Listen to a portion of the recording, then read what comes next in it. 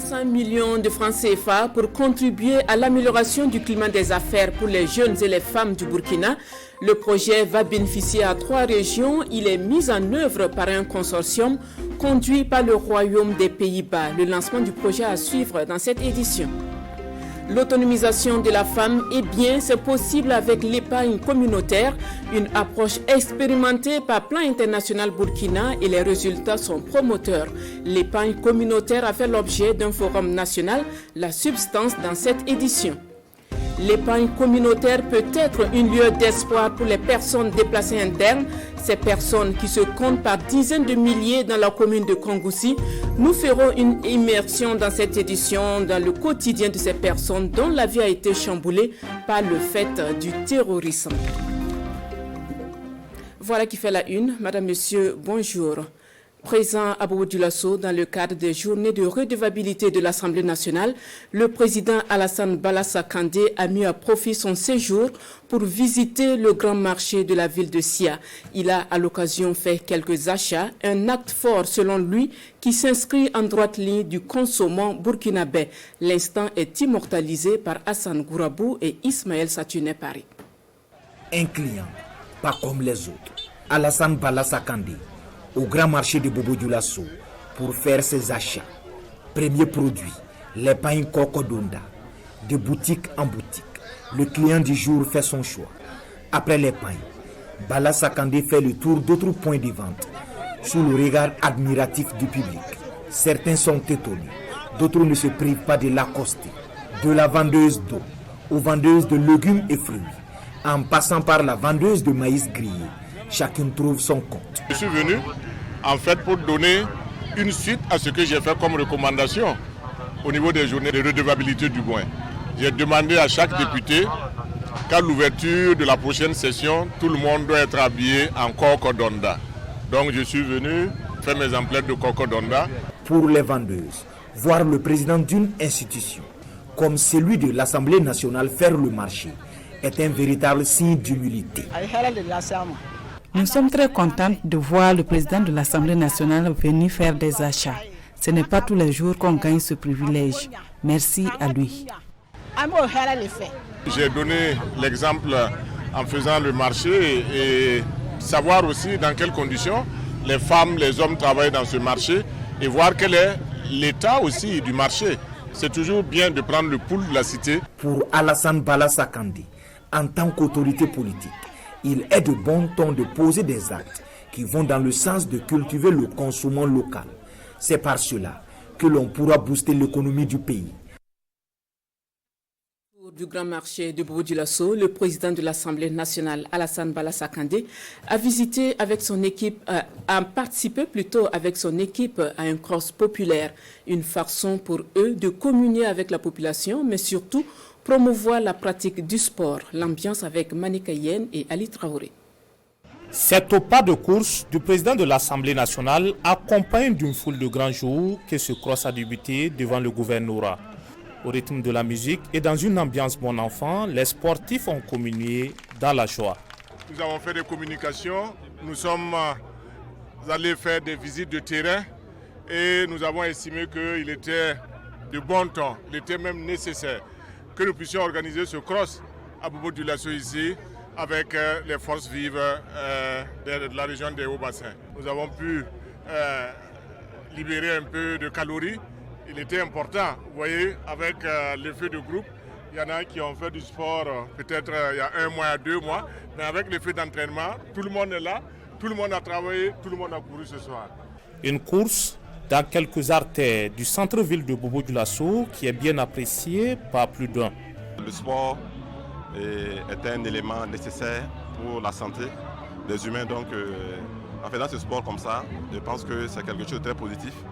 Parce que ça participe de notre santé et je crois qu'au-delà de ça, c'est aussi une visibilité pour Bobo, pour dire à la population de Bobo, des Hauts-Bassins, que l'Assemblée nationale s'est déportée dans les Hauts-Bassins à Bobo Dioulasso ici et que nous les invitons à emboîter le pas, à pratiquer régulièrement le sport pour avoir, comme on le dit, un esprit sain dans un corps sain.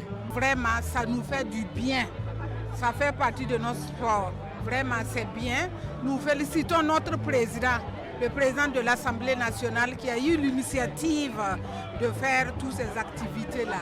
En retour, Alassane Balaza Kandé a également félicité les députés pour cette synergie d'action qui contribue au développement du Burkina Faso. Je vous le disais en titre, un consortium conduit par le Royaume des Pays-Bas s'engage au Burkina pour contribuer à l'amélioration du climat des affaires pour les jeunes et les femmes. Les régions du Sahel, des Cascades et du Centre-Nord sont bénéficiaires de ce projet dont le coût est estimé à 1,2 milliard de francs CFA. Détail avec Issa Kafando et Caroline Ouari. 500 jeunes et 500 femmes ciblées dans les 3 régions d'intervention du projet que sont le Sahel, les Cascades et le Centre-Nord, c'est dire que le projet a défini son ambition. Accès au crédit et à des taux préférentiels, fiscalité adaptée, partenariats intra- et interrégionaux, les résultats du projet devraient concourir à améliorer le climat des affaires pour les jeunes et les femmes. Porté par un consortium dont le Royaume des Pays-Bas tient les rênes, le projet s'inscrit dans les objectifs de la politique nationale en matière de promotion de l'entrepreneuriat. C'est assez ciblé, c'est assez précis donc, au niveau donc, des composantes et c'est pour cela que le gouvernement voulait remercier ici ce partenaire stratégique qui est Oxfam et l'ambassade donc, des Pays-Bas pour cet effort complémentaire aux côtés donc, de l'ensemble donc, des activités qui sont réalisées par le Burkina dans le même cadre. L'ONG Oxfam Burkina est chargée de la mise en œuvre du projet durant les 3 années de son intervention. Il y a une équipe qui est mise en place et qui sera chargée de piloter ces projets. C'est quand même 3 régions. Des régions, vous voyez, c'est les extrêmes, c'est le nord et c'est complètement l'ouest, voyez-vous. Entre vous avez justement la région du centre-nord au milieu. Donc il faut vraiment un effort de coordination et nous pensons que justement l'équipe qui sera mise en place, qui est déjà pratiquement en place, est à même de pouvoir justement accompagner et coordonner le travail des différents acteurs pour que justement les actions qui sont prévues soient réalisées à temps dans les différentes régions du pays, avec bien sûr une amplification au niveau national à travers les actions de plaidoyer. Présents dans la salle et accrochés aux convictions que dégagent les discours, les représentants des bénéficiaires expriment leur espoir de voir réaliser les attentes du projet. Et la 2e édition de Job Challenge 2021 a été lancée à Ouagadougou par l'association Burkina Action. Environ 100 diplômés seront sélectionnés sur les 500 participants, des sélectionnés qui vont par la suite subir d'autres formations qui, à l'issue, leur permettront d'accéder à des emplois. On en sait plus avec Issa Kafando et Mouni Soubega. Pour la 2e fois consécutive, le réseau Burkina Action lance Ouagadougou Job Challenge. Pour l'édition 2021, plus de 500 candidats issus des 13 régions de Burkina et de la diaspora prennent part à la compétition. Le Ouagadougou Job Challenge est en réalité un incubateur de l'emploi au Burkina. Et nous avons présélectionné des candidats qui sont là aujourd'hui, qui vont bénéficier d'une formation. Et la suite, ce sera une sélection d'entretien qui va nous permettre de retenir des candidats que nous allons placer au sein de 3 différents pôles. Donc il y aura le pôle placement, le pôle académique et le pôle diaspora. À travers Ouagadougou Job Challenge, le réseau Burkina Action se veut une interface entre le marché de l'emploi et les demandeurs d'emploi. Une initiative qui vaut les félicitations et les encouragements du parrain et du ministre en charge de la jeunesse, de la promotion de l'entrepreneuriat et de l'emploi. Cette initiative est appréciée à sa juste valeur, d'autant plus que Burkina Action, à travers Ouagadougou Job Challenge, joue un rôle qui permet de combler un vide. Un vide en ce sens que lorsque vous avez des étudiants qui sortent de nos différents campus, de nos différents instituts, ils sont certes parfois bardés de diplômes, mais ils n'ont pas forcément les qualités techniques ou du moins comportementales pour pouvoir, je dirais pas impressionner, mais pouvoir séduire un recruteur. Le ministère donc en charge de la jeunesse, qui a pour ambition donc de contribuer à l'employabilité des jeunes, ne pouvait pas donc rester en marge donc de cette activité qui pour nous est très capitale et très importante donc pour les jeunes. Burkina Action est un réseau de jeunes professionnels burkinabés qui fait du renforcement du capital humain son leitmotiv. En 5 ans d'existence, Burkina Action, à travers Ouagadougou Job Challenge, a déjà placé plus de 1000 diplômés dans des entreprises privées et des ONG. Première session du cadre de concertation du programme budgétaire économie agricole. Les acteurs échangent sur les indicateurs du programme, les contrats de performance et bien d'autres sujets en lien avec les activités du programme. La rencontre s'est tenue ce 28 juin à Ouagadougou et relatée par Daouda Ouattara et Olupoda. C'est une première session du cadre de concertation du programme budgétaire de l'économie agricole. Un programme qui vise à assurer des revenus décents aux acteurs des chaînes de valeur des filières agricoles. Et à cette session, divers sujets et thématiques en lien avec les activités du dit programme sont au menu des échanges. L'une des problématiques, c'est la commercialisation. Donc nous voulons effectivement que les producteurs et les transformateurs puissent également avoir un bon niveau d'accès au marché. Et il y a des instruments qui doivent accompagner cela. C'est les infrastructures de stockage, il y a les infrastructures, donc les comptoirs d'achat. Tout ça, c'est des instruments qui sont là. Par moment, sur le terrain, c'est construit et ce n'est pas exploité. Ou bien les normes de construction ne sont pas donc adaptées. Toutefois, des insuffisances sont constatées sur le terrain. Il s'agit surtout du mauvais entretien des infrastructures mises à la disposition des bénéficiaires par l'État. L'objectif, effectivement, de la rencontre d'aujourd'hui, c'est de voir comment tous les acteurs, y compris les acteurs non étatiques, qui interviennent dans ces différents domaines-là, on peut se concerter parce qu'il y a beaucoup qui est souvent fait et que même l'État n'est pas au courant. Ça, c'est un des problèmes majeurs.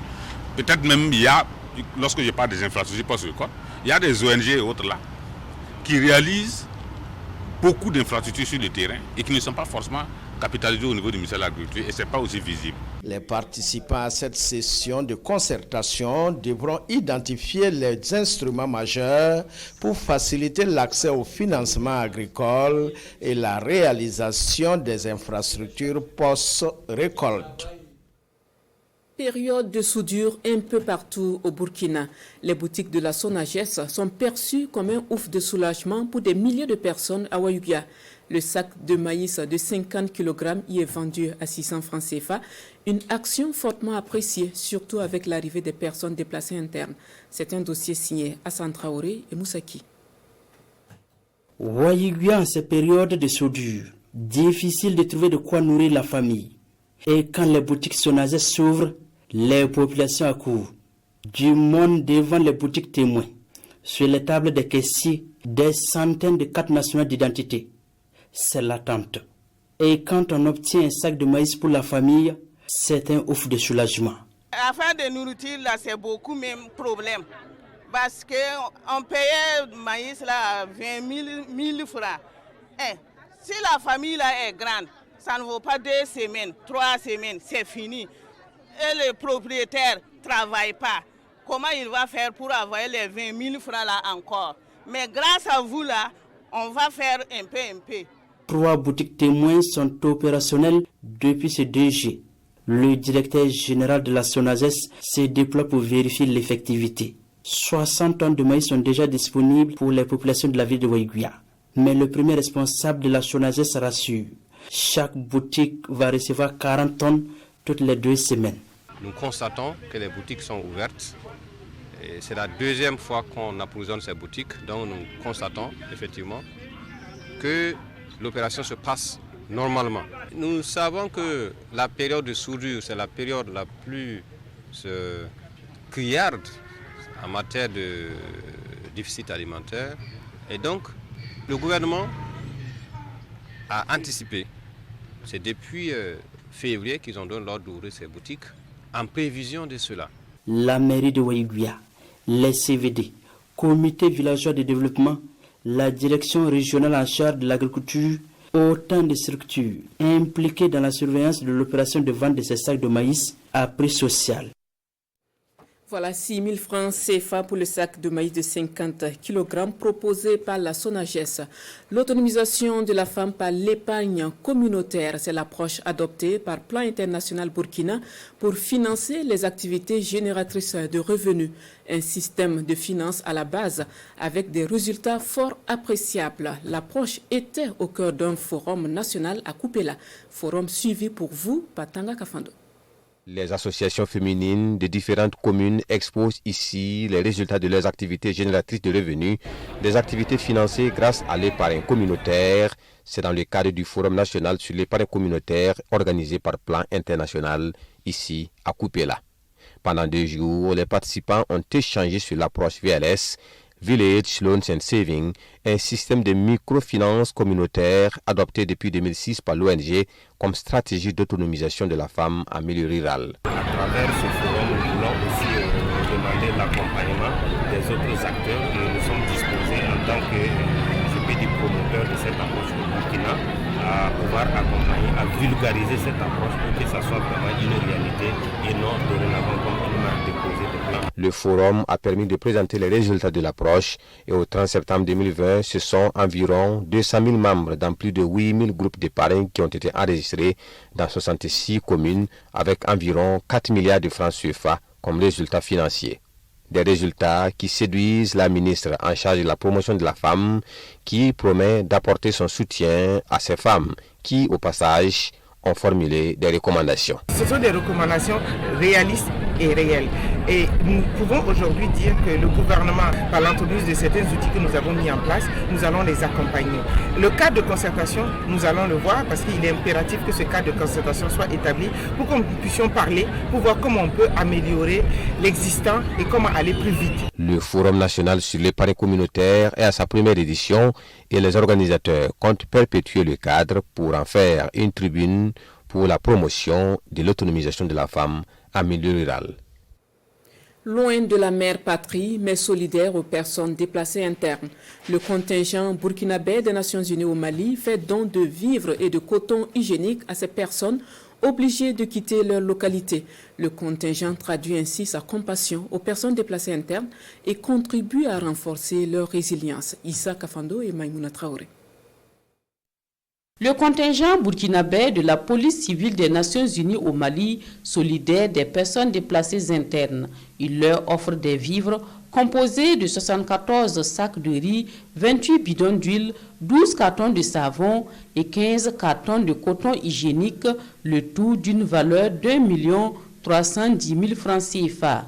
Un geste pour contribuer à soulager leurs souffrances et à fortifier leur résilience face aux conséquences dramatiques de l'insécurité. Nous suivons les activités qui se passent sur les chaînes nationales et nous savons aussi ce qui se passe, la situation nationale.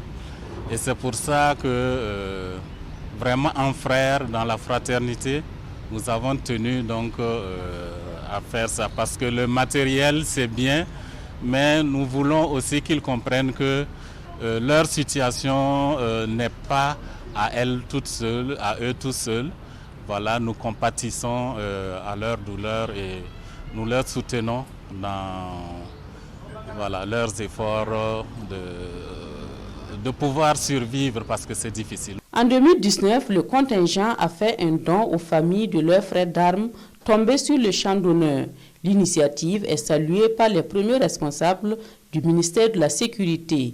Le souhait de tous, le retour de la paix afin que les personnes déplacées internes retrouvent leur cadre de vie. Dans la région du Centre-Nord, l'ONG Action pour la promotion des initiatives locales APIL soutient les agriculteurs de 22 villages, parmi eux de nombreuses personnes déplacées internes. Les producteurs ont à l'occasion reçu du matériel et des intrants. C'était ce 3J à Kaya avec pour témoins Wango Martin Ouedraogo et Jacques Lamissa Tarpaga. Milliers de producteurs agricoles dans le Centre-Nord sont outillés pour espérer de bonnes récoltes cette année grâce à l'ONG Action pour la promotion des initiatives locales APIL. L'organisation leur a donné du matériel agricole et des intrants. L'ONG apporte son aide aux producteurs depuis déjà plusieurs années. Ce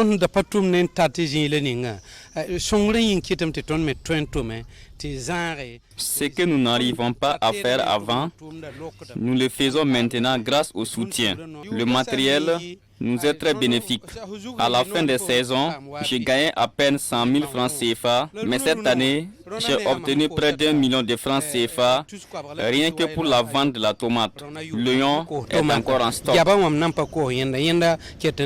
La campagne agricole a démarré et la particularité dans cette région est la présence d'un grand nombre de familles déplacées internes Sur les 6800 bénéficiaires de l'appui répartis dans 22 villages, plus d'un millier sont issus de ces ménages vulnérables. Nous avons 1200 personnes déplacées internes qui sont impliquées dans les octrois. Il s'agit de les permettre d'avoir des terres pour travailler, avoir un matériel adéquat pour pouvoir travailler, mais aussi pouvoir les sociabiliser.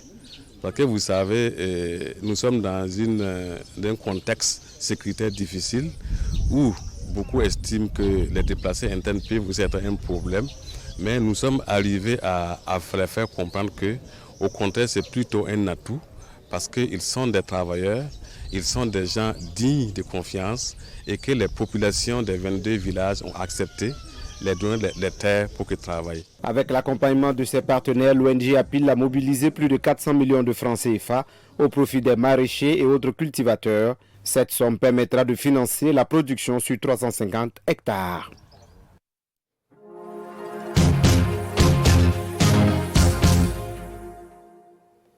Des personnes déplacées internes, la commune de Kongoussi en compte à elle seule plusieurs dizaines de milliers.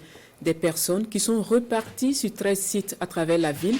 Leurs conditions de vie sont loin d'être reluisantes. Immersion dans le quotidien des personnes déplacées internes de Kongoussi avec Siela Sinawatara et Ahadi Sandamba.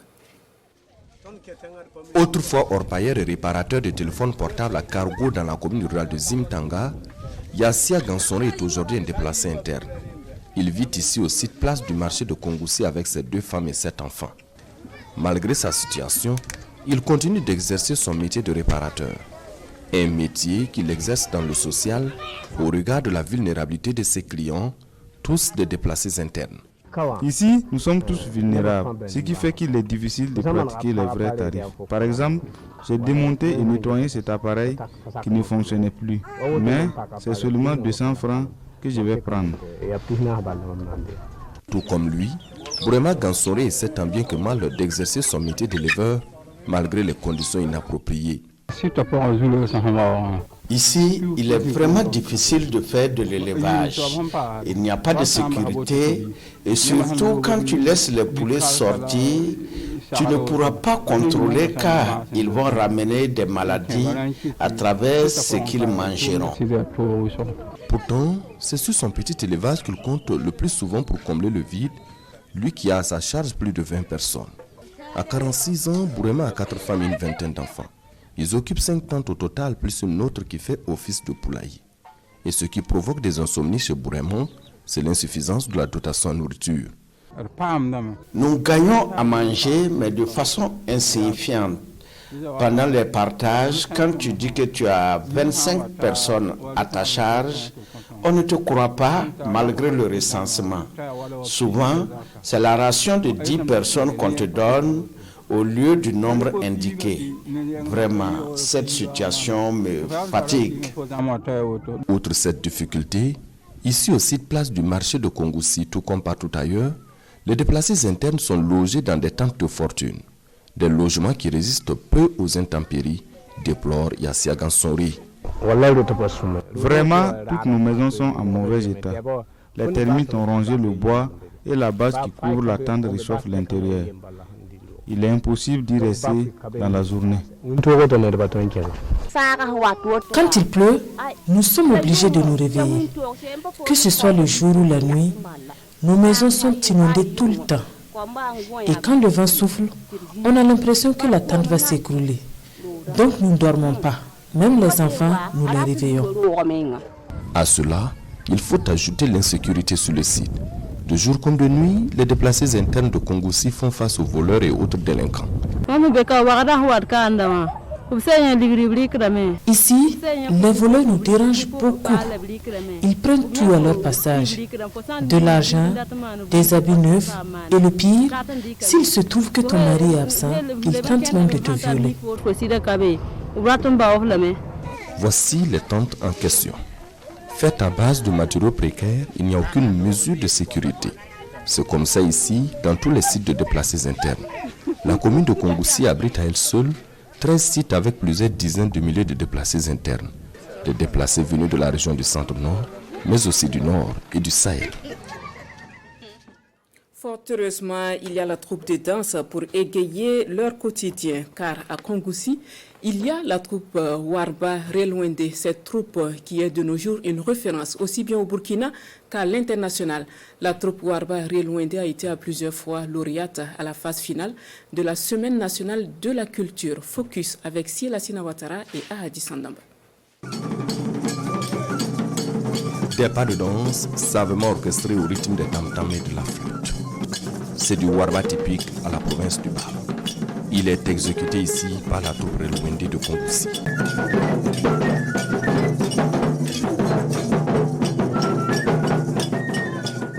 Une troupe qui en 15 années d'existence a su s'imposer sur l'échiquier culturel burkinabé à travers un riche palmarès. La première participation à la SNC 2006, elle a remporté le premier prix. Et en 2008, la troupe a encore révolté. Et en 2010, encore révolté. En 2014, la troupe a remporté le premier prix de l'UNESCO au Tokishiba en Chine. Voilà. Et après ça, encore le premier prix en 2016. Mise en place pour perpétuer à la jeune génération les pas de danse Warba de la localité, la troupe Relwende fait aujourd'hui la fierté de toute une communauté. Nous sommes vraiment fiers de la jeune génération qui a su garder ses valeurs. Nous avons pensé au début que ça n'allait pas aller loin, mais Dieu merci, la relève est assurée et nous en sommes fiers. Sinon, que dans le temps, c'est pendant les funérailles des personnes âgées que l'on dansait le Warba. Il arrivait que l'on récompense des danseurs en leur donnant même des femmes.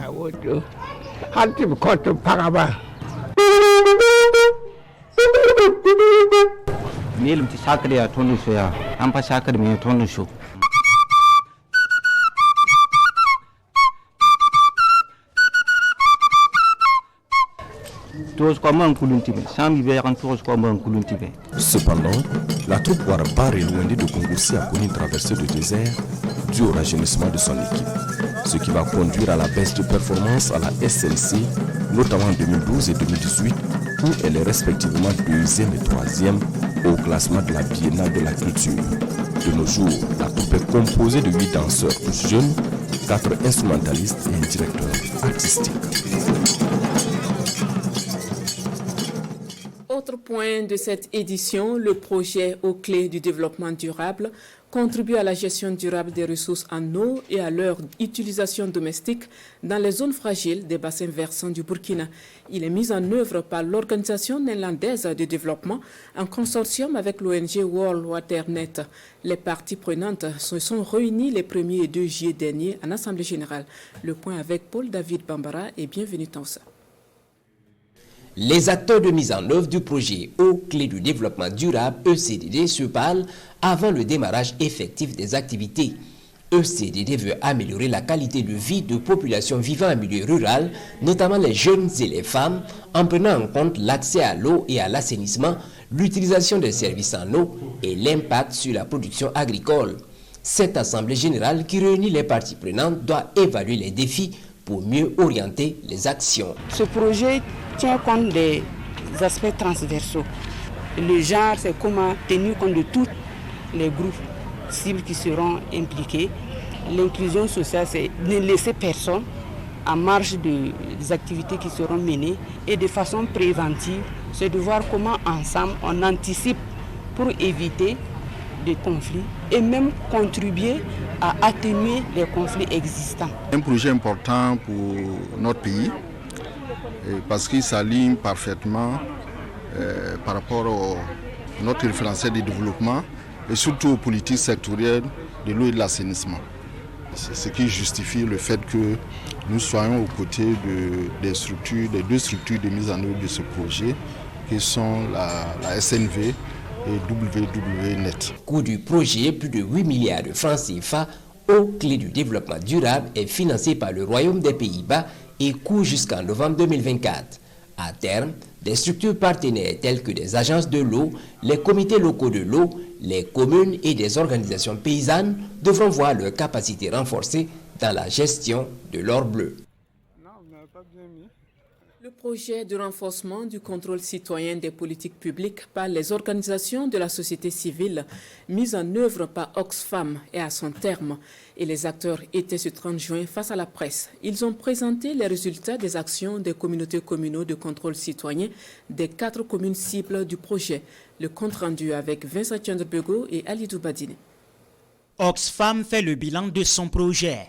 Il s'agit du projet de renforcement du contrôle citoyen des politiques publiques pour une gouvernance favorable aux populations.